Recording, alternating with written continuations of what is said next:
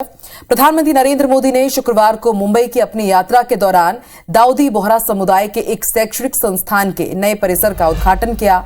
PM Modi ने मुंबई के मारोल में अल-जामिया तुस्सैफिया अरबी अकादमी के नए परिसर का उद्घाटन किया।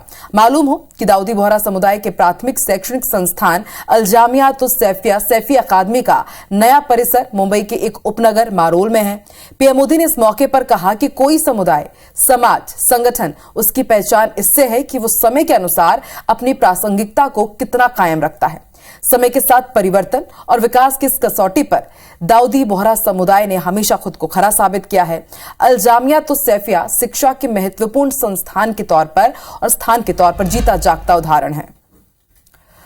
तो अब ऐसे में सवाल है कि आखिर पीएम नरेंद्र मोदी की मंशा क्या है। आइए इसे भी डिकोड करते हैं।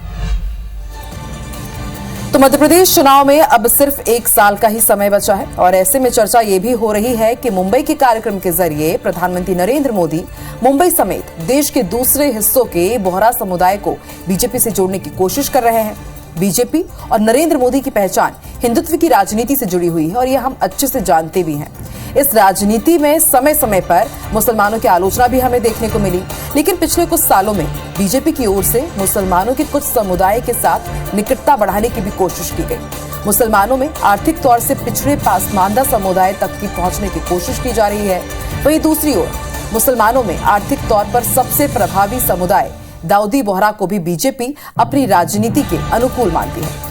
मोटे तौर पर माना जाता है कि देश की कुल मुस्लिम आबादी में 10% आबादी दाऊदी बोहरा समुदाय की है और ये मुख्य रूप से गुजरात और महाराष्ट्र में बसे हैं।